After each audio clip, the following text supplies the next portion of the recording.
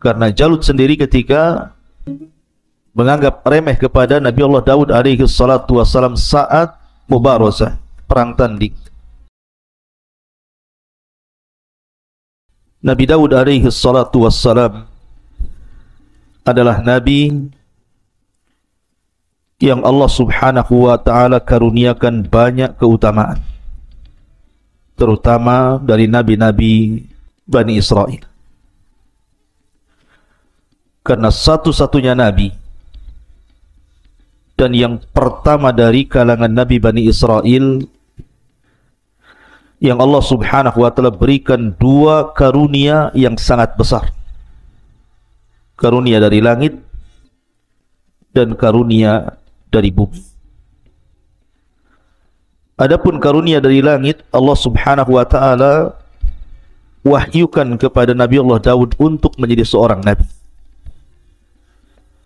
Dan ini keutamaan yang luar biasa, diangkatnya beliau menjadi seorang Nabi. Adapun dari bumi, maka Allah subhanahu wa ta'ala angkat beliau menjadi raja. Padahal ma'ruf tradisi Bani Israel bahwa kalau dia seorang raja maka mesti keturunan Yahuda, dan kalau dia seorang nabi maka dia mesti keturunan Lawa. Akan tapi Nabi Daud alaihi salatu wassalam menggabungkan dua keistimewaan ini, nabi plus raja. Dan sudah ma'ruf kisahnya ketika Nabi Allah Daud alaihi salatu wassalam terpilih menjadi pasukan khusus Raja Talut, dan dia orang yang paling muda kala itu, usianya masih 17 tahun. Tetapi Allah subhanahu wa ta'ala memberikan karunia kepada siapa yang dikehendaki. Dari seluruh tentara Talut yang mampu atau berhasil membunuh Raja Zalim, Raja Jalut, adalah Nabi Allah Daud, dan ketika itu belum diangkat menjadi Nabi. Baru setelah kemudian dia membunuh Jalut, kemudian Talut menjanjikan bahwa siapapun yang membunuh Jalut maka dia berhak menikahi salah satu putri dan berhak mendapatkan kekuasaan setelahnya. Karena Jalut sendiri ketika menganggap remeh kepada Nabi Allah Daud alaihi salatu wassalam saat mubarazah, perang tanding, Jalut mengatakan, kalau engkau bisa membunuhku maka ku serahkan kerajaanku kepada. Tapi jika aku membunuhmu maka serahkan kerajaan kalian kepada. Dan Daud berhasil membunuh Jalut sehingga sudah pantas dia mendapatkan kerajaan Jalut. Ma'asyiral muslimin yang dimuliakan Allah subhanahu wa ta'ala, terlebih setelah kemudian Nabi Allah Daud alaihi salatu wassalam menikah dengan salah satu putri daripada Talut. Dari sini Allah subhanahu wa ta'ala firmankan, wa atainahu al-hikmah, dan Allah subhanahu wa ta'ala berikan al-hikmah, maksudnya kenabian. Maka resmilah Daud alaihi salatu wassalam diangkat oleh Allah subhanahu wa ta'ala menjadi nabi. Dan Allah subhanahu wa ta'ala turunkan kitab langit, sebagaimana Ibrahim alaihi salatu wassalam diturunkan padanya suhuf. Inna hadha lafi suhufil ula suhufi Ibrahim wa Musa. Sesungguhnya Al-Quran ini terdapat lembaran-lembaran kitab langit berupa suhuf, suhufnya Nabi terdahulu dan juga suhufnya Musa dan Ibrahim. Maka sebagaimana Nabiullah Ibrahim diturunkan suhuf kepadanya, kemudian juga Nabi Musa alaihi salatu wasallam diturunkan Taurat, kemudian Isa bin Maryam diturunkan Injil, dan Rasul kita Muhammad sallallahu alaihi wasallam diturunkan Al-Quran, maka Nabiullah Daud juga diturunkan Zabur. Tentu Zabur tidak sebagaimana Taurat, Injil ataupun Al-Quran yang sangat tebal, karena Zabur itu kinayah taranum, mungkin semacam bait-bait syair yang suka ditaranumkan, dilanggamkan oleh Daud alaihi salatu wassalam, dan Daud memiliki 70 suara. Jadi kalau dia taranum membaca Zabur, maka dia membaca dengan 70 qiraah. Setiap berpindah satu qiraah ke qiraah berikutnya, suaranya semakin indah, semakin baik.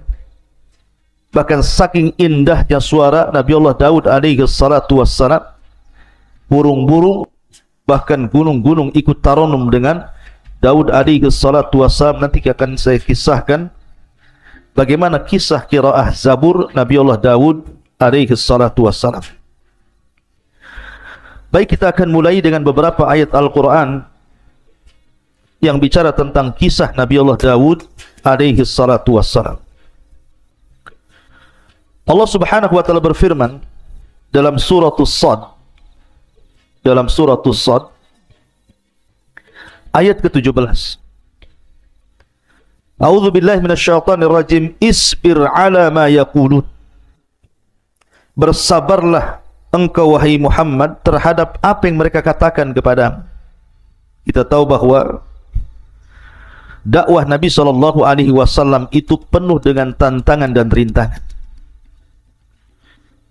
Mulai daripada hinaan, ejekan, cacian, makian, ancaman. Itulah tantangan dakwah Nabi sallallahu alaihi wasallam. Sehingga terkadang Nabi sallallahu alaihi wasallam sempit hatinya, dan Allah tahu. Makanya kemudian di antara faedah Al-Quran ini sepertiganya bicara tentang qasas, kisah-kisah para nabi, kisah-kisah para rasul, adalah untuk menguatkan hati Rasul, linuthabbitu bihi fuada, agar hati Nabi sallallahu alaihi wasallam tenang. Apabila Nabi sallallahu alaihi wasallam diancam untuk dibunuh, maka sebelumnya para nabi juga diancam bahkan dibunuh. Seperti Nabi Allah Yahya ibn Zakaria dibunuh, dipenggal kepalanya. Kemudian juga ayahnya Zakaria digergaji dalam pohon. Kemudian Isa juga diancam oleh kaumnya, kemudian diangkat ke langit karena akan mengalami pembunuhan. Maka di sini Allah Subhanahu wa taala ingin menghibur Nabi sallallahu alaihi wasallam dengan mengkisahkan Nabiullah Daud kepada beliau. Allah Subhanahu wa taala mengatakan, isbir ala ma yaqulun. Bersabarlah atas apa yang mereka katakan. Wadhkur abdana Daud dzal aidi innahu awwab. Dan ingatlah akan hamba kami. Allah Subhanahu wa taala menasabkan Daud kepada hamba Allah. Dan ini idhafah tasyrif namanya. Idhafah pengagungan. Bahwa Daud ini bukan orang biasa tapi orang mulia. Karena dinasabkan dengan kata-kata abdana. Idhafahkan kepada kami, Allah Subhanahu wa ta'ala. Allah mengatakan, dan ingatlah akan hamba kami Nabiullah Daud alaihi salatu wassalam yang mempunyai kekuatan. Sungguh dia hamba yang sangat taat kepada Allah Azza wa Jalla. Seolah-olah Allah ingin katakan, bersabarlah wahai Muhammad sebagaimana sabarnya Nabiullah Daud alaihi salatu wassalam. Ma'asyiral muslimin yang dimuliakan Allah Subhanahu wa taala. Ketika Allah Subhanahu wa taala mengatakan wadhkur abdana Daud dzal aidi, dan ingatlah akan hamba kami Daud yang mempunyai kekuatan. Ingat, Allah Subhanahu wa taala memberikan karunia yang sangat besar kepada Nabi Allah Daud alaihi salatu wassalam berupa kekuatan. Makanya Allah Subhanahu wa taala menyebutkan dalam surah Sad ayat 20-nya, wasaddadna mulkahu, dan kami kuatkan kerajaannya. Para ulama tafsir mengatakan dal aidi innahu awwab, bahwa dia memiliki kekuatan bukan hanya kekuatan kerajaan, karena semenjak Nabi Allah Daud diangkat oleh Allah menjadi nabi kemudian menjadi raja sepeninggal Talut, maka seluruh Bani Israel sangat mencintai Daud, berbeda dengan raja-raja sebelumnya. Terkadang Bani Israel mereka melakukan pemberontakan, atau kepada para nabi sebelumnya terkadang mereka membunuh para nabi, mendustakan para nabi. Tapi tidak bagi Daud alaihi salatu wassalam. Seluruh Bani Israel suka dengan Daud,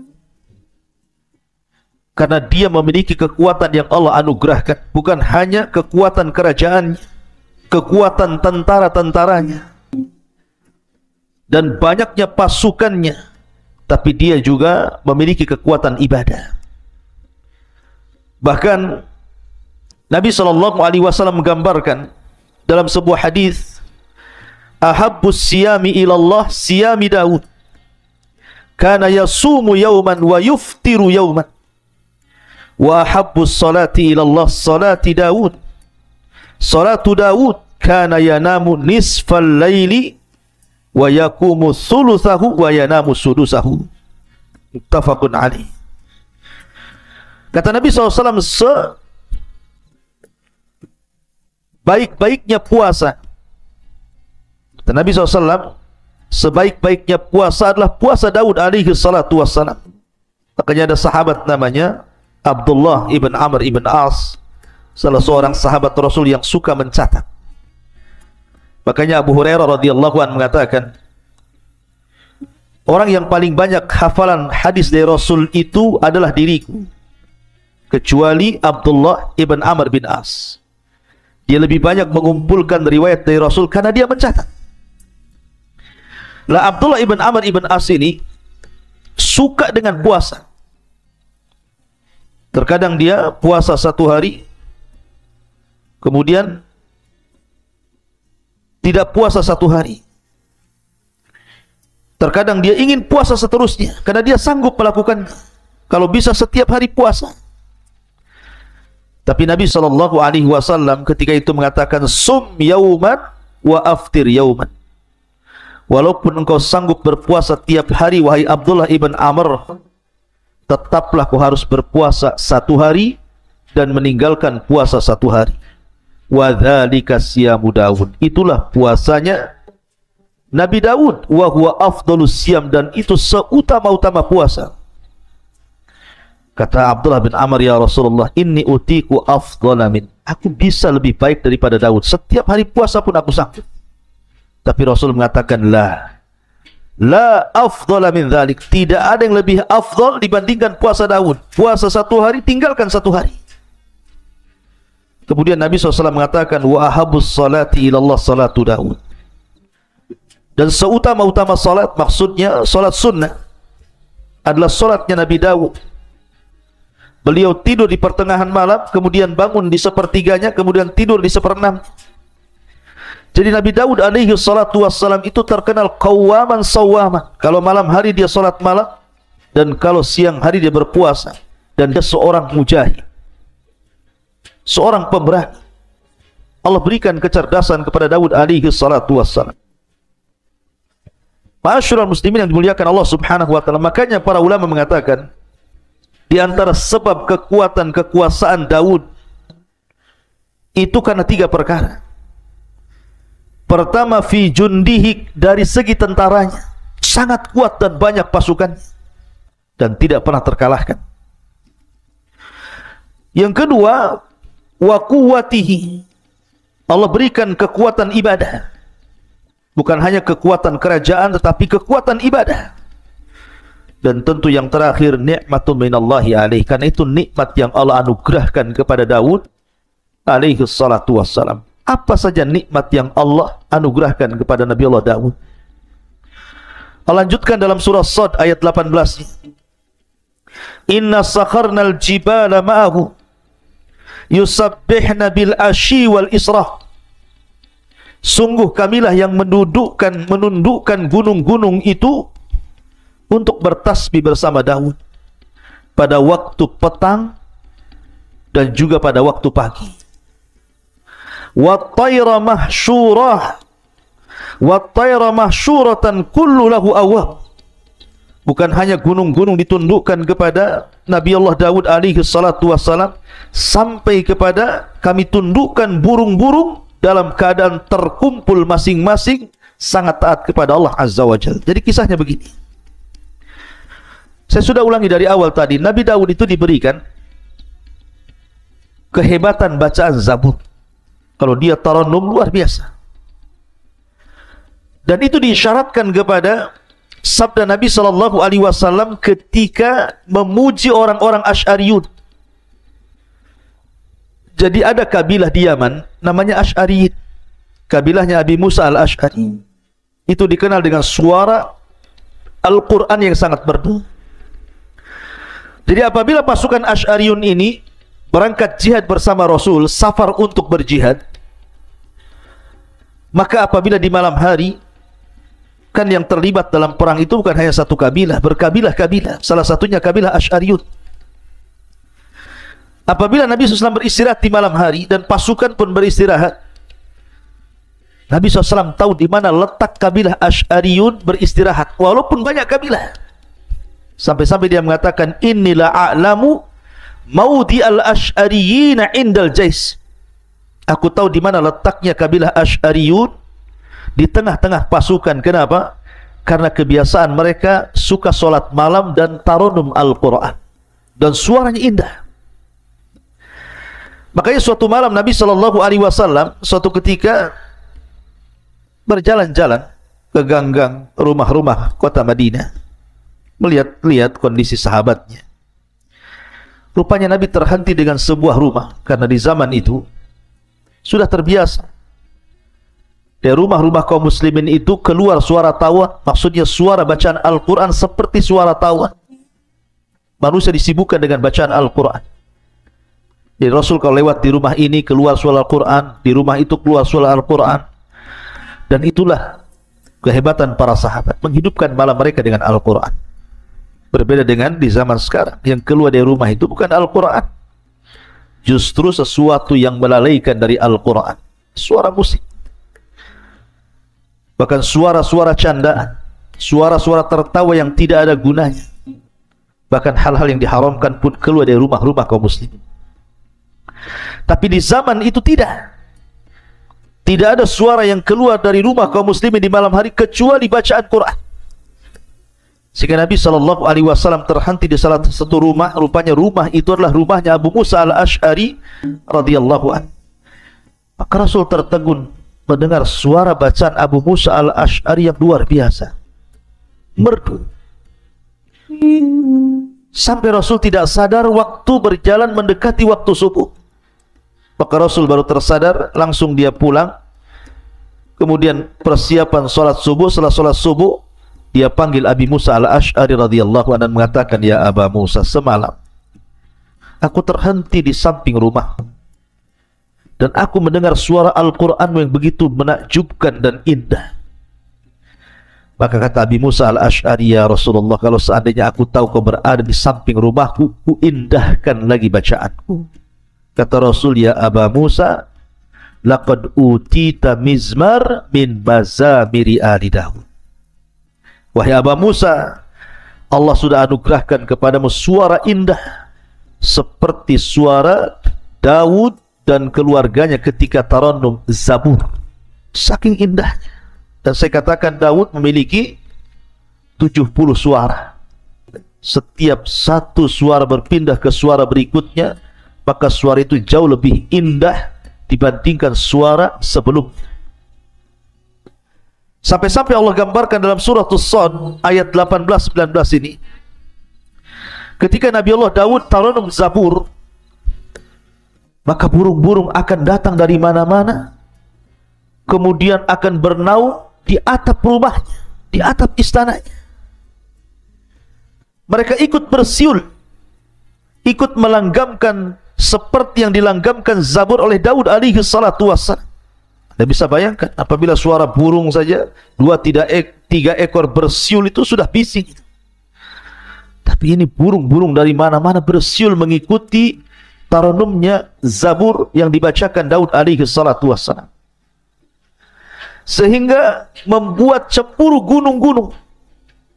Seolah-olah gunung mengatakan, engkau izinkan burung-burung ikut taranum bersama Daud, izinkan aku juga ya Rabb taranum dengan Zabur yang dibacakan Daud alaihi salatu wassalam. Akhirnya Allah subhanahu wa ta'ala izinkan, akhirnya gunung pun bersuara. Karena ulama tafsir mengatakan bahwa tasbihnya gunung dan juga burung-burung itu ala zahiriha, dibawa kepada zahir Al-Quran. Jadi betul-betul bersuara. Dari sini ada kisah Israiliyat. Ketika sudah terlampau ramai suara burung, suara gunung, sehingga suara Daud otomatis mengecil. Karena suara burung saja sudah, kalau sudah berkicau itu melebihi suara manusia. Maka Daud mengadu kepada Allah Azza wa Jalla, ya Rabb, kalau aku taranum Zabur sementara suara burung begitu bisingnya, suara gunung juga sama, bagaimana kau bisa mendengar suara Zabur yang kubacakan untukmu? Maka dari situ kemudian Allah mengutus Jibril alaihi salatu wassalam, kemudian membawa Nabi Allah Daud ke dalam sebuah lubang ke dasar bumi.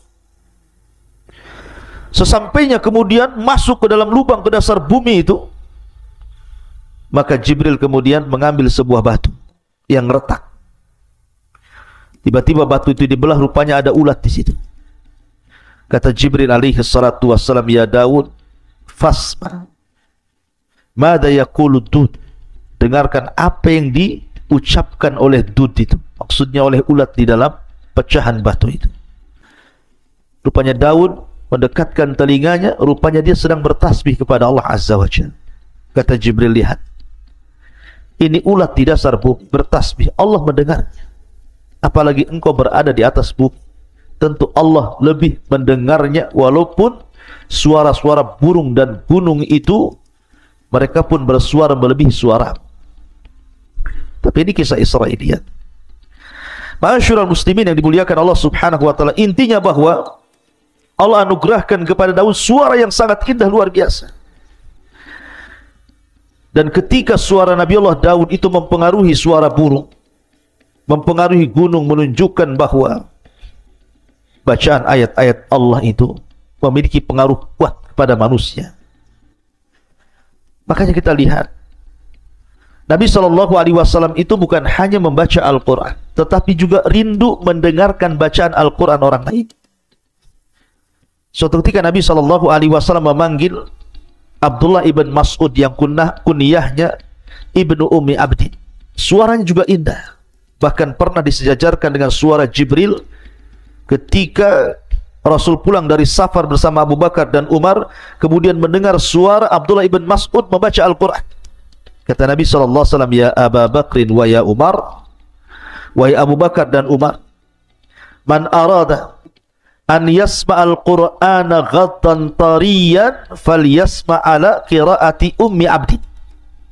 Wahai Abu Bakar, wahai Umar, kalau engkau ingin mendengarkan bagaimana Al-Quran itu turun kepadaku, ketika Jibril membaca Quran kepadaku, maka perdengarkan suara Ibnu Ummi Abdin, maksudnya Abdullah ibn Mas'ud. Jadi Rasul memanggil Abdullah ibn Mas'ud dan mengatakan, Iqra alayya al-Quran. Wahai Abdullah bin Mas'ud, tolonglah bacakan untukku Al-Quran. Kata Abdullah bin Mas'ud, ya Rasulullah, a'aqra'u alayka wal Qur'anu unzila ilaik. Rasul, bagaimana mungkin aku membacakan Al-Quran kepadamu sementara Quran itu turun kepadamu? Tapi Rasul mengatakan, Iqra, baca saja. Faqara'a, maka dia pun membaca suratul Nisa sampai kepada ayat, wa kaifa idza ji'na min kulli ummatin bisyahid wa ji'na bika ala haula'i syahida. Bagaimana kalau seandainya setiap umat itu memerlukan saksi dan engkau saksi bagi umat-umat itu? Sampai kepada ayat ini Rasul mengatakan, hasbuka hasbuka, cukup cukup. Rupanya Abdullah ibn Mas'ud melihat Rasul menangis. merenungkan ayat yang dibaca Abdullah ibn Mas'ud radhiyallahu anhu. Jadi Al-Quran itu mempengaruhi sampai kepada Nabi sallallahu alaihi wasallam. Makanya kita lihat ada seorang ulama namanya Fudail ibn Iyad, seorang perompak padang pasir. Ketika dia hendak merampok salah satu rumah orang kaya milik seorang wanita tajir, ada yang mengatakan hendak melihat wanita yang disukainya seorang jariyah naik ke atas rumah. Tiba-tiba sahibul bait, pemilik rumah itu sedang qiyamul lail, kemudian membacakan Al-Quran sampai kepada ayat alam ya'ni lilladzina amanu an tash'a qulubuhum bi dzikrillah wa ma nazala minal haq. Tidakkah sampai usia maksudnya 40 tahun untuk menyadarkan dia kembali berzikir kepada Allah, dan begitu seterusnya. Tiba-tiba Fudail bin Iyad hampir jatuh dari atap rumah itu.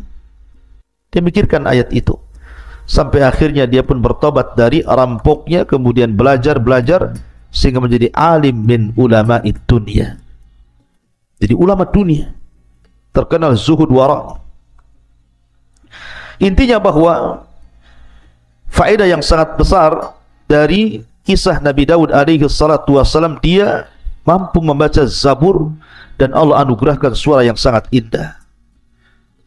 Maka bagi anda yang Allah anugerahkan suara indah, gunakan untuk membaca Al-Quran. Buat apa anda gunakan untuk menyanyi? Tidak ada faedahnya dunia akhirat. Wa minan nasi man yashtari lahwal hadits liyudhilluka an sabilillah. Karena ada sebagian manusia itu yang akan memperjualbelikan lahwal hadits, ucapan-ucapan yang tidak ada gunanya untuk menyesatkan jalan Allah. Maka gunakan suara emas, suara indah anda untuk membaca Al-Quran. Rasul mengatakan man lam yataghanna bil Quran falaysa minni. Siapa yang tidak melengkapkan Al-Quran dengan suara indah, maka bukan termasuk umat. Quran itu indah dan akan semakin indah bila dibacakan orang yang memiliki suara indah. Ma'asyiral muslimin yang dimuliakan Allah Azza wa Jalla. Kemudian Allah mengatakan dalam surah As-Sad ayat 20-nya, wa shaddadna mulkahu wa atainahul hikmata wa faslal khitab. Dan kami kuatkan kerajaannya. Sekali lagi, Daud ini diberikan anugerah kekuatan kerajaan karena semua Bani Israel mendukungnya. Tidak ada satupun yang memberontak. Selama 40 tahun Nabiullah Daud berkuasa, kehidupan Bani Israel sungguh di atas kejayaan. Memiliki raja plus juga nabi, dan memiliki tentara yang sangat kuat dan kekuatan ibadah yang luar biasa. Makanya Allah mengatakan dan kami kuatkan kerajaannya, wa atainahul hikmah, dan kami berikan hikmah kenabian kepadanya, wa faslal khitab, dan kebijaksanaan dalam memutuskan perkara. Jadi Nabi Allah Daud itu subhanallah, dia diberikan kepahaman yang luar biasa. Setiap kasus yang ditanganinya, maka Allah berikan jalan keluar. Jadi kalau ada orang bertengkar, berselisih, meminta didamaikan, meminta fatwa, maka Nabi Allah Daud alaihi salatu wassalam pakarnya menyelesaikan seluruh problematika umatnya, tentu atas karunia dan izin dari Allah yang Allah berikan kecerdasan, kepahaman kepada Daud sehingga mampu menyelesaikan setiap kasus per kasus yang terjadi kepada umat. Nanti kita akan jelaskan kan Nabi Allah Daud itu membagi hari menjadi 3. Satu hari dia gunakan untuk memutuskan perkara. Setiap umatnya yang datang berkasus, maka dia harus memutuskan perkara itu, dan selalu ada jalan keluarnya. Yang kedua, satu hari dia mengunjungi rakyatnya, bertanya soal kebutuhan mereka, apa yang kurang, apa yang dikehendaki umatnya, sehingga Daud tahu kebutuhannya. Kemudian yang ketiga, satu hari beliau gunakan untuk ibadah. Tidak boleh ada siapapun yang mengganggunya sampai kepada keluarganya. Dia punya ruangan khusus, beribadah saja satu hari. Dan itulah Daud alaihi salatu wassalam membagi hari-harinya, dan itu sudah menjadi sebuah kebiasaan dan adat yang diketahui Bani Israel. Jadi kalau mereka ada kasus, mereka nunggu kepada hari ketika Nabi Daud menjadi hakim dulu. tidak lantas setiap hari datang. Ma'asyiral muslimin yang dimuliakan Allah Subhanahu wa taala. Kemudian Allah Subhanahu wa taala juga berfirman dalam ayat yang lain, "Wa laqad atayna Dawuda minna fadla ya jibalu awwibi ma'ahu wat-tayra wa alanna lahul hadid ani'mal sabighati wa qaddir fi syardi wa'malu salihan inni bima ta'maluna basir." Dan sungguh kami telah berikan kepada Daud karunia yang sangat besar dari kami. Kemudian Allah mengatakan, wahai gunung-gunung, wahai burung-burung, bertasbihlah berulang-ulang bersama Daud, dan kami telah melunakkan besi untuknya. Buatlah baju besi yang besar-besar dan ukurlah anyamannya, dan kerjakanlah kebaikan. Sungguh aku maha melihat apa yang kamu kerjakan. Jadi selain Daud alaihi salatu wassalam mampu tarannum dengan 70 qiraah, sehingga gunung dan juga burung-burung ditundukkan kepada Nabi Daud alaihi salatu wassalam, Daud juga, walaupun dia seorang nabi, seorang raja, bukan berarti kemudian dia mengandalkan keutamaan yang Allah anugerahkan kepadanya untuk mencari rezeki, tidak. Tapi dia bekerja sendiri. Dia tidak mengandalkan gaji, mungkin bahasa kita, tidak semena-mena karena dia seorang raja, memiliki istana, memiliki daya, memiliki pasukan. Tidak. Daud bekerja sendiri dengan keringatnya. Salah satu pekerjaan yang masyhur, dan ini salah satu mukjizat yang Allah anugerahkan kepada Daud juga, dia mampu membuat baju besi tanpa ada pembakaran api. Jadi kalau seandainya saya analogikan seperti Anda membuat kue, mengadon roti, cukup dengan tangan, dikuel-kuel mungkin bahasa kitanya,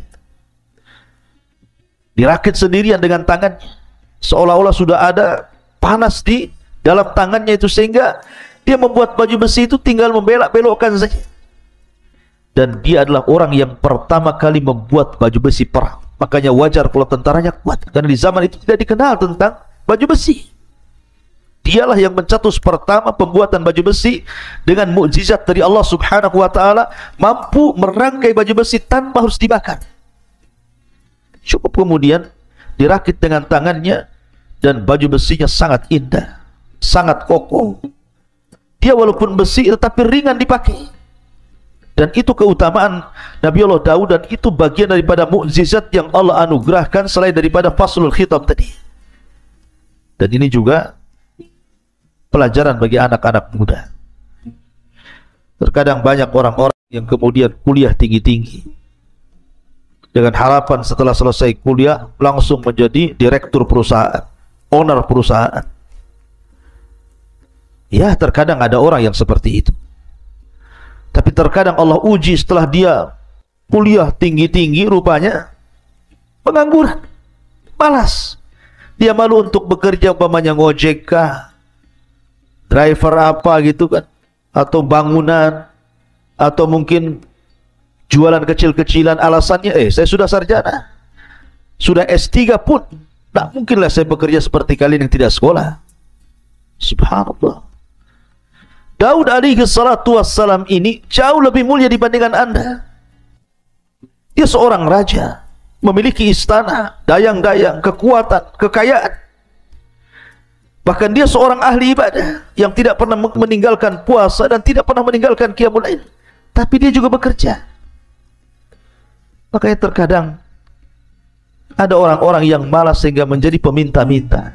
Kita lihat di lampu merah itu, terkadang kita melihat orangnya kuat, kekar, masih muda, kerjanya minta-minta. Lihatlah bagaimana Nabi Allah Daud mengajarkan kepada kita, walaupun dia seorang nabi, seorang raja, dilimpahkan karunia yang banyak, tetap saja dia bekerja dengan amalan tangannya. Makanya Nabi SAW bersabda, ma akala ahadun ta'aman qad khairan min an ya'kula min amali yadihi, wa anna Nabi Allah Daud kana ya'kulu min amali yadihi. Tidaklah seorang itu memakan sebuah makanan yang jauh lebih baik dibandingkan makan itu hasil jerih payah tangannya. Dan sesungguhnya Nabi Allah Daud, beliau memakan dari hasil tangan. Ma'asyiral muslimin yang dimuliakan Allah Azza wa Jalla, maka dari sini mengisyaratkan bahwa Nabi Daud alaihi salatu wassalam beramal sendirian, bahkan dilebihkan dari para nabi. Dan kebiasaan para nabi juga, mereka bekerja. Ibrahim alaihi salatu wassalam, dia jual baju. Dia membeli baju di pasar di tempat lain, kemudian dijual di tempat lain. Itu Ibrahim Khalilur Rahman, pemimpin ataupun Abul Anbiya, bapaknya para nabi, bekerja. Zakaria Najjar, bahasa kita Najjar itu semacam ya pembuat kayu. Di zaman sekarang ini mebel gitu. Itulah pekerjaannya Nabi Zakaria alaihi salatu wassalam. Bahkan Rasul tidak malu-malu untuk menjadi ra'il ghanam, penggembala kambing milik tuan Arab. Dan begitulah para nabi mengajarkan kepada kita agar kita bekerja dan bekerja mencari yang baik dan halal. Kulu min tayyibati ma razaqnakum. Ma'asyiral muslimin yang dimuliakan Allah Subhanahu wa taala. Kemudian kalau kita melihat bagaimana keistimewaan Nabi Allah Daud alaihi salatu wassalam, juga Allah Subhanahu wa taala berfirman di dalam Al-Qur'anul Karim, "Wa laqad atayna Dawuda wa Sulaiman ilma. Wa qala alhamdulillahi alladhi faddalana ala katsiri min ibadina al-mu'minin." Dalam surah An-Naml ayat 15 Allah katakan, dan sungguh kami berikan kepada Daud dan Sulaiman ilmu yang banyak.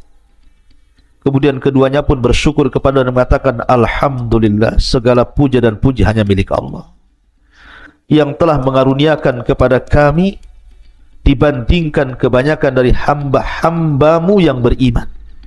Bersyukur. Jadi Daud dan juga Sulaiman mengajarkan kepada kita, nikmat apapun yang Allah anugerahkan kepada kita, itu datang dari Allah. Bersyukurlah kepada Allah Azza wa Jalla akan nikmat itu.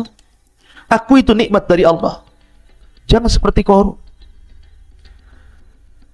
yang awalnya dia seorang pembaca Taurat hebat, memiliki suara indah membaca Taurat. Qarun itu orang yang dekat dengan Nabi Musa, ahli ibadah.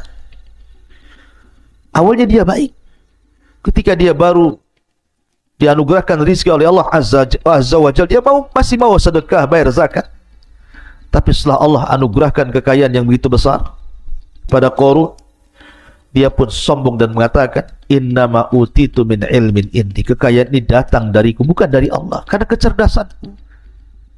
Mungkin bahasa kitanya, karena saya sudah kuliah tinggi-tinggi, kalau saya sekarang kaya, jadi manajer, jadi owner perusahaan, wajar, itu karena kecerdasanku. Dia lupa bahwa yang berikan rizki itu Allah Subhanahu wa ta'ala. Akui itu nikmat dari Allah. Bersyukur dengan cara mengeluarkan rizki Allah itu kepada sesuatu di jalan Allah. Karena banyak orang-orang itu yang mencari rizki dengan cara halal, tetapi kemudian diinfakkan dengan cara yang haram. Harta Anda akan ditanya di hadapan Allah, bin aina iktasabahu wa fima anfaqahu. Kemana? Dari mana kau hasilkan harta itu, kemana kau belanjakan? Semua akan ditanya. Maka di sini pelajaran yang sangat berharga dari Nabi Allah Daud dan juga Sulaiman putranya. Beliau memuji Allah Subhanahu wa ta'ala, alhamdulillah. Makanya Nabi Allah Sulaiman alaihi salatu wassalam diberikan anugerah kekayaan yang mungkin jauh lebih hebat dibandingkan ayahnya. Tapi dia mengatakan, hadza min fadli rabbi. Ini semua karunia Allah.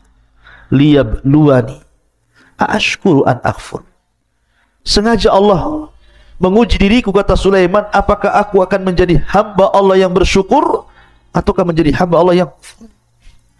Karena bagaimanapun kekayaan itu difirmankan Allah Azza wa Jalla, kalla innal insana la yatgha an ra'ahu istaghna. Tapi banyak orang-orang yang kemudian melampaui batas dalam hidupnya ketika Allah berikan kecukupan kepadanya. Ta'udzubillah. Ma'asyiral muslimin yang dimuliakan Allah Subhanahu wa ta'ala, ketika para ulama memberikan catatan bahwa dalam surah An-Naml ayat 15 ini Walaqad atayna Dawuda wa Sulaimana ilman. Wa qala alhamdulillahilladzi faddalana ala katsirin min ibadihil mu'minin. Dan sungguh kami telah berikan kepada Daud dan juga Sulaiman ilmu yang banyak. Kemudian keduanya memuji Allah dan mengatakan segala puja dan puji hanya milik Allah yang telah melebihkan kami dari kebanyakan hamba-hamba Allah yang beriman. Allah berikan nikmat yang luar biasa kepada dua nabi. Salah satunya Nabi Allah Daud alaihi salatu wasallam. Apa saja nikmat yang Allah anugerahkan kepada Nabi Allah Daud alaihi salatu wasallam? Yang pertama, al-quwwah al-ilmiyah, kekuatan pengetahuan yang cerdas. Makanya Allah mengatakan dalam surah Al-Baqarah ayat 251, wa 'allamnahu wa 'allamahu mimma yasha. Dan Allah ajarkan pengetahuan kepada siapa dari hambanya sesuai dengan kehendaknya. Ma'asyiral muslimin yang dimuliakan Allah Azza wa Jalla, dan Nabi Allah Daud diberikan pengetahuan yang luar biasa, kepahaman, kecerdasan yang luar biasa. Yang kedua, al-quwatul badaniyah. Dia dianugerahkan kekuatan badan, kekuatan fisik, sehingga tadi bisa membuat baju besi dengan tanpa ada pembakaran. Cukup dengan tangannya saja dirangkai sedemikian rupa, akhirnya menjadi baju besi. Dan Allah katakan dalam surah Saba ayat 10, wa alanna lahul hadid, dan Allah lembutkan besi kepada Daud alaihi salatu wasallam, dan itu bentuk kekuatan fisik beliau. Kemudian yang ketiga, kuwatul mulki bitaskhiril asbabil madiyati wal ma'nawiyati liuqawi mulkahu min kathratil junud wa husni sirati wal adli wal fasli fil khusumat. Kekuatan kerajaan dengan berbagai macam sebab, sehingga dengan kecerdasannya dan kekuatan fisiknya akhirnya kuat kerajaan, dicintai oleh Bani Israel. Dia mampu mengelola kerajaan begitu baik, tentaranya kuat, dan dia memiliki akhlak yang sangat mulia dan dicintai rakyatnya. Dia seorang yang adil dalam memberikan keputusan, dan dia paham bagaimana cara menyelesaikan sebuah urusan permasalahan problematika yang dihadapi umatnya. Makanya Allah mengatakan wasyadadna mulkahu dalam surah Sad yang saya tadi bacakan ayat 20, dan kami kuatkan kerajaannya. Kemudian yang keempat, al-isabatu fil qawli wal fahmi fil qadar. Tepat sasaran apabila memutuskan sebuah perkara. Kalau ada orang konflik bermasalah, datang kepada Nabi Daud, langsung bisa diselesaikan urusan, seketika langsung selesai urusannya. Makanya Allah mengatakan wa atainakul hikmata wa faslal khitab. Faslal khitab, paham dengan urusan orang.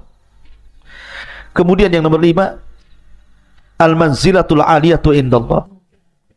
Dan ini yang paling luar biasa, Daud memiliki keistimewaan yang tinggi di sisi Allah Subhanahu wa taala, sehingga Allah mengatakan dalam surah Sad ayat 25, faghafarna lahu dzalik wa inna lahu indana la zulfa wa husnal ma'af. Kami ampuni dosa-dosanya, dan sungguhnya Daud di sisi kami, kata Allah, sungguh hamba Allah yang mendekatkan diri kepadaku, dan dia akan mendapatkan kebaikan tempat kembali kelak. Kemudian yang nomor 6, al-barakatu fil waqti wa taysirul qiraati alaihi. Barakah dalam waktu, karena Daud itu tidak pernah menyanyiakan waktunya walaupun 1 detik. Bagaimana tidak di malam hari dia tahajud. Kanu minal laili ma yahjaun. Jadi Daud itu menghidupkan setiap malamnya, dan begitulah adatul anbiya, kebiasaan para nabi. Lihat Rasulullah SAW sampai diwajibkan qiyamul lail bagi dia, sehingga di masa tuanya kaki-kaki Rasul pecah-pecah, sehingga Aisyah radhiyallahu anha mengatakan, ya Rasulullah, kau sudah sepuh, sudahlah kerjakan yang wajib-wajib, tinggalkan yang sunnah-sunnah. Tapi Rasul mengatakan, ya Aisyah, afala akuna abdan syakur, salahkah saya menjadi hamba Allah yang bersyukur? Maka salat melahirkan syukur. Daud tidak pernah menyanyiakan di waktu malam, dan tidak menyanyiakan di waktu siang. Dia berpuasa dan berjihad. Subhanallah, barakah waktunya, dan Allah mudahkan bacaan Zabur kepadanya, sehingga Allah Subhanahu wa ta'ala anugerahkan suara yang sangat indah dan mempengaruhi makhluk-makhluk di sekitarnya. Kemudian nomor 7, husnus saut, indahnya suara. Saya katakan Daud memiliki 70 qiraat.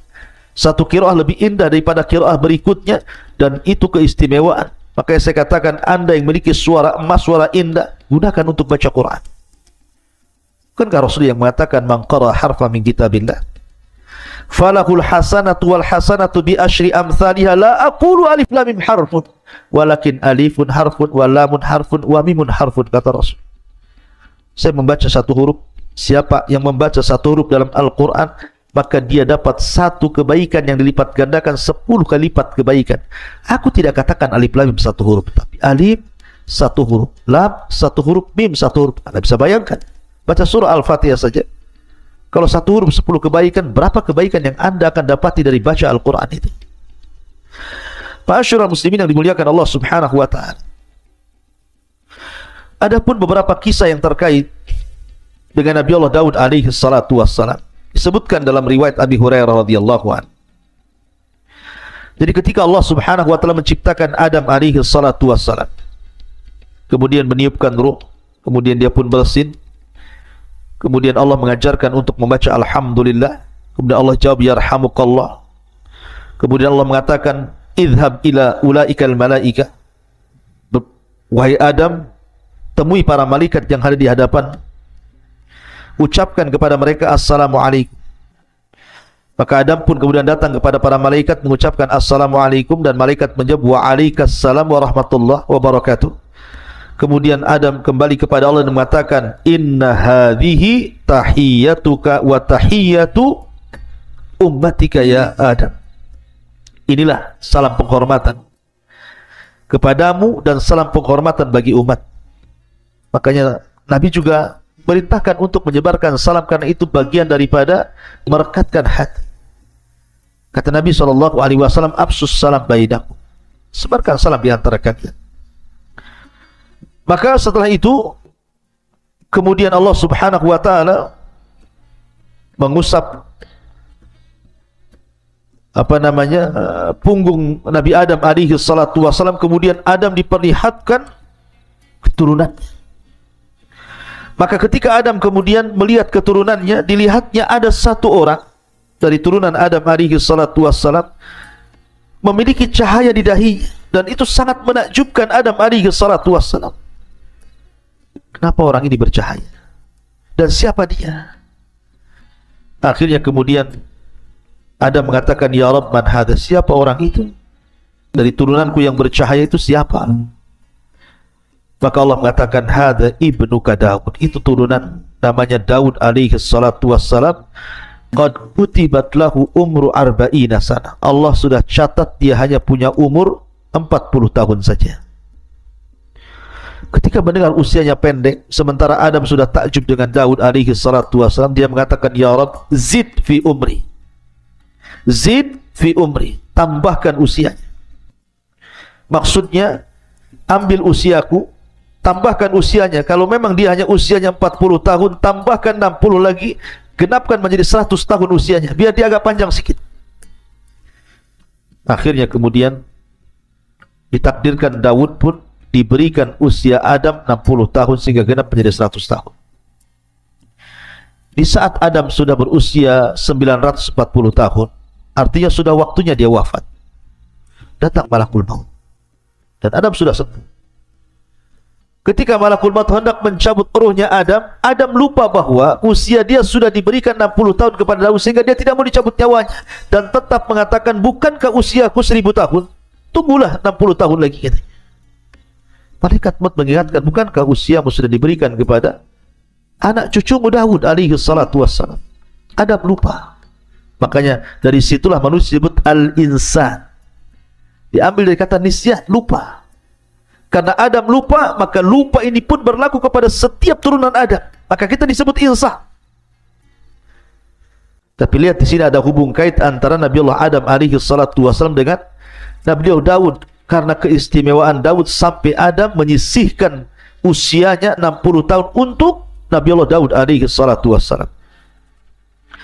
Ma'asyiral muslimin yang dimuliakan Allah subhanahu wa ta'ala.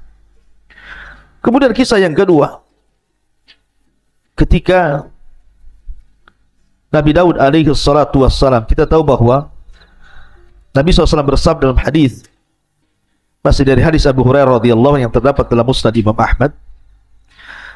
Jadi Daud itu memiliki kecemburuan yang luar biasa dalam ibadah. Jadi kalau seandainya dia keluar, idza kharaja, kalau dia keluar, ughliqat al-abwab falam yadkhul ala ahlihi ahad. Kalau dia keluar, dia tutup ruangan khusus sampai keluarganya pun tidak boleh masuk ke ruangan itu sampai dia kembali. Jadi suatu ketika dia keluar, zata yaumin wa ghallaqatid dar, dan dia pun menutup ruangannya khusus itu, tidak boleh ada yang masuk sampai keluarganya. Kemudian fa'aqbalat imra'atuhu, tiba-tiba kemudian salah satu istrinya melihat pintu rumah yang sudah ditutup oleh Nabi Daud alaihi salatu wasallam tiba-tiba terbuka. Rupanya kata Nabi, fa'ida rajulun qa'imun wastadda, tiba-tiba ada seorang laki-laki yang berdiri di tengah-tengah ruangan itu. Faqalat liman fil bait, siapa orang yang di rumah itu? Min aina dakhal, dari mana dia masuk? Padahal pintunya tertutup rapat. Akhirnya kemudian Nabi Daud alaihi salatu wassalam pun datang. Dia melihat ada seorang laki-laki. Kemudian Daud mengatakan, man antas, siapa kamu, berani sekali kau masuk ke ruanganku ini? Maka orang ini mengatakan, ana alladhi ahabul muluk walayam tani'u minni syai'un, saya adalah malaikat yang paling ditakuti dan tidak ada yang mampu menghalangi aku sedikit pun. Faqala Daud, anta, maksudnya apakah kamu malakul maut? Maka dia mengatakan, iya, saya malakul maut. Famarhaban bi amrillah, maka dia pun mengatakan, selamat datang, kalau ini memang perintah Allah subhanahu wa ta'ala, maka aku sudah siap. Akhirnya kemudian dia pun dicabut rohnya di tempat itu. Ma'asyiral muslimin yang dimuliakan Allah subhanahu wa ta'ala. Kemudian kisah yang lain, Nabi Allah Daud alaihi salatu wassalam dan seorang wanita, atau dua orang wanita. Jadi ada kisah dua orang wanita, dua-duanya punya bayi, dan itu disebutkan dalam Sahih Bukhari dan Muslim dari Abu Hurairah radhiyallahu an, bainama imra'atani ma'ahuma ibnahuma ja'a dhi'bu fa dhahaba bibnin ihdahuma. Jadi dua orang wanita ini dua-duanya punya bayi, mandi di sebuah sungai. Bayi diletakkan begitu saja. Datanglah serigala kemudian memakan salah satu dari bayi itu. Lah dua saudari ini akhirnya saling mengklaim bahwa bayi yang masih hidup adalah bayinya. Kata adiknya, ini bayi saya. Kata kakaknya, ini bayi saya. Akhirnya keduanya menghadap Nabi Allah Daud alaihi salatu wassalam. Lah kakak yang tertuanya mengatakan kepada Daud bahwa ini bayi saya, kemudian dia berhujjah. Sehingga Daud terpengaruh dengan ucapan wanita itu dan mengatakan, kalau begitu bayi ini milik. Yang adiknya menangis. Sampai datang anaknya Nabi Allah Sulaiman mengatakan, wahai ayahku, izinkan aku untuk memutuskan perkara ini. Kata ayah, silakan.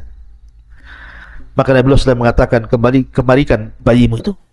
Bagaimana kalau saya potong jadi dua bayimu, dari pusar ke bawah ambil, dari pusar ke atas kau ambil.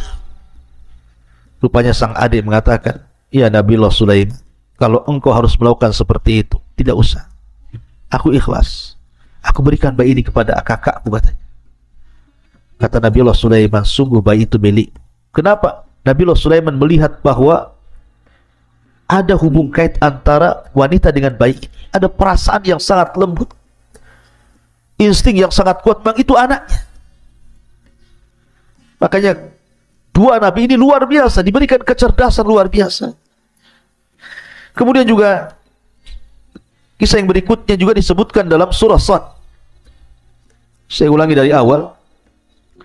Ya, Nabi Daud alaihi salatu wassalam ini diberikan oleh Allah subhanahu wa ta'ala kecerdasan yang luar biasa, dan dia membagi waktunya menjadi tiga waktu. Jadi satu hari untuk memutuskan perkara, satu hari untuk melihat-lihat rakyatnya, dan satu hari untuk beribadah. Dihabiskan satu hari itu untuk beribadah kepada Allah azza wa jalla. Jadi suatu hari disebutkan di dalam Al-Quran surah Sad ini, wa hal ataka naba'ul khasmi ittasawwarul mihrab, dan apakah telah sampai kepadamu berita orang-orang yang berselisih ketika mereka memanjat dindingnya mihrab. Jadi Daud itu punya ruangan khusus, dindingnya tinggi, nggak ada orang yang bisa memanjat di situ. Tapi suatu malam yang harusnya Nabi Daud itu hari itu dia gunakan untuk ibadah, kan ada hari lain untuk memutuskan perkara, tiba-tiba ada dua orang yang memanjat ke dalam pagarnya. Manusiawi, Daud takut, ini siapa kok bisa manjat pagar? Ya. Kemudian Allah mengatakan, iddakhalu ala Daud fafazi'a minhum. Ketika mereka masuk menemui Daud, Daud pun takut dan terkejut karena kedatangan mereka. Qalu, maka dua orang yang berselisih ini mengatakan kepada Daud, la takhaf, jangan takut. Khasmani baga ba'duna ala ba'din fahkum bainana bil haqq wa la tushtit wahdina ila sawa'is sirat. Jangan takut. Kami dua orang yang sedang berselisih, sebagian kami menzalimi sebagian yang lain, maka berilah keputusan kepada kami secara adil, dan janganlah menyimpang dari kebenaran, serta tunjuki kami jalan yang lurus kepada Allah subhanahu wa ta'ala. Daud terperanjat. Kata Daud, ya sudah, apa masalah? Kemudian yang salah satu ini dari dua orang yang berselisih, yang satu diam saja, tapi yang satu bicara terus. Inna hadza akhi, ini saudaraku. Lahu tis'un wa tis'una na'ja. Dia mempunyai 99 ekor dari kambing betina. Waliya na'jatun wahid. Dan aku hanya mempunyai seekor kambing betina saja. Faqala aqfilniha wa azzani fil khitab.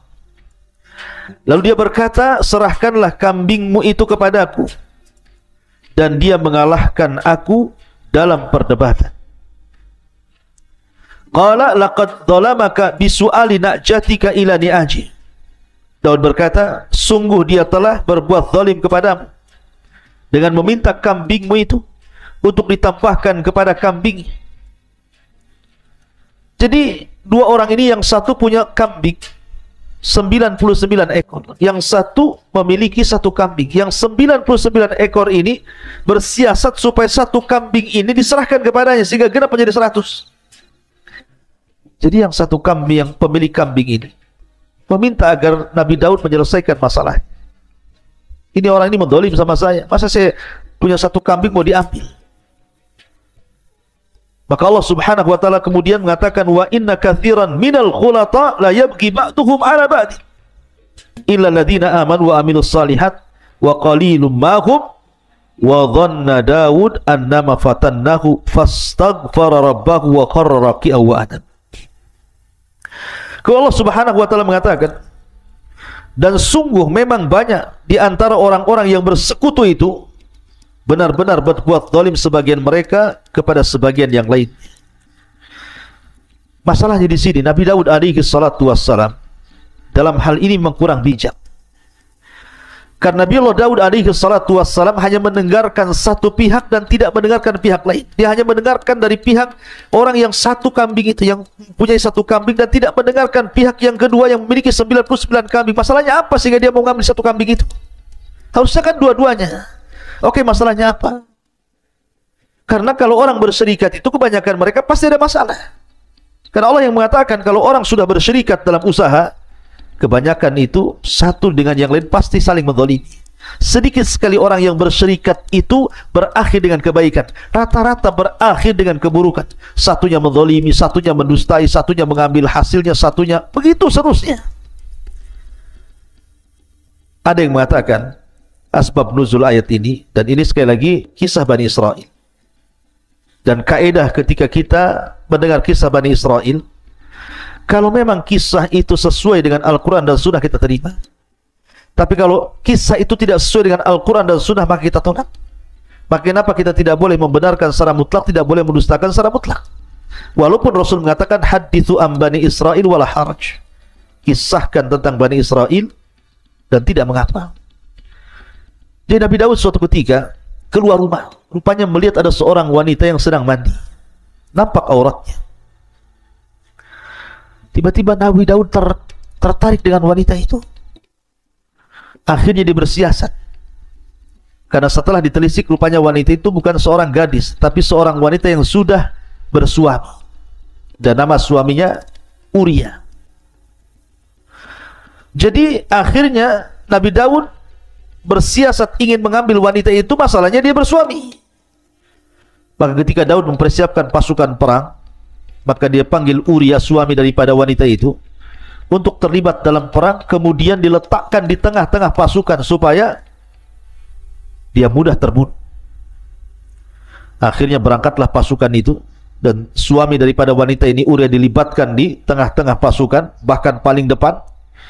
Akhirnya terbunuhlah wanita itu. Terbunuhlah suami dari wanita itu. Maka Daud pun mengambil janda daripada mujahid itu. Sekali lagi, ini kisah dusta. Tidak mungkin seorang nabi melakukan seperti itu. Seolah-olah di sini Allah Subhanahu wa taala mengatakan, wa dhanna Daud annama fatannahu fastaghfara rabbahu wa qarra raki'an wa anab. Daud menduga bahwa kami mengujinya, maka dia pun mohon ampun kepada Allah, lalu menyungkur sujud dan bertobat. Jadi seolah-olah orang ini ketika mengatakan, saya punya satu kambing, yang ini 99 kambing. Seolah-olah kau ini Daud punya istri 99, karena istrinya Daud itu banyak, 99 istri. Tiba-tiba engkau ingin menambah satu istri dengan cara zalim seperti itu, melibatkan suaminya dalam perang supaya mati. Sama dengan kisah ini. Orang ini memiliki 99 kambing, kemudian saudara yang memiliki satu kambing, kemudian yang 99 yang punya kambing ini hendak menzalimi saudaranya dan mengambil satu kambing biar dimasukkan menjadi 100. Maka Daud pun sadar, jangan-jangan ini peringatan bagi dia. Makanya dia langsung minta ampun kepada Allah, langsung sujud dan kembali kepada Allah Azza wa Jalla. Sekali lagi, kisah ini kisah dusta. Maka kita hanya melihat zahir kisah Al-Quran, tidak ada hubung kait dengan wanita tadi ataupun dengan Uria yang dilibatkan dalam perang. Itu kita, Islam tidak mengenal kisah itu. Dan dari sini Allah mengatakan, faghfarna lahu dzalik wa inna lahu indana la zulfa wa husnal ma'ab. Lalu kami mengampuni kesalahan itu, dan sungguh dia mempunyai di sisi kami kedudukan yang benar-benar dekat dan tempat kembali yang baik. Dan Allah katakan, ya Daud, inna ja'alnaka khalifatan fil ardi fahkum bainan nasi bil haq wa la tattabil hawa fayudillaka an sabilillah. Innal ladzina yadilluna an sabilillah lahum adzabun syadid bima nasu yaumal hisab. Allah berfirman, wahai Daud, sesungguhnya engkau kami jadikan penguasa di bumi ini, maka berilah kepada putusan perkara di antara manusia itu dengan sangat adil, dan jangan kau ikut hawa nafsu dirimu, karena akan menyesatkan dirimu dari jalan Allah. Maka siapapun yang tersesat dari jalan Allah, mereka pantas mendapatkan adab yang berat, karena mereka melupakan hari perhitungan. Seolah-olah Allah ingin berikan pelajaran kepada Daud. Terkadang ada orang yang berselisih dan minta diselesaikan hari ini juga. Takkan mungkin menunggu sampai 3 hari. Kalau memang ini urgent, harus diselesaikan, maka uruslah rakyat. Jangan membagi hari menjadi 3 sehingga kalau ada orang masalah nunggu hari di mana Daud alaihi salatu wasallam ada keluangan untuk memutuskan perkara. Kalau memang di hari itu engkau hari beribadah, atau di hari engkau sedang melihat rakyatmu tiba-tiba ada masalah, putuskan hari itu juga. Itu lahir Al-Quran seperti itu. Dan Nabi Allah Daud alaihi salatu wasallam seorang nabi yang dikaruniakan banyak nikmat oleh Allah Subhanahu wa taala, dan Allah anugerahkan kepadanya putra yang luar biasa, Nabi Allah Sulaiman alaihi salatu wasallam.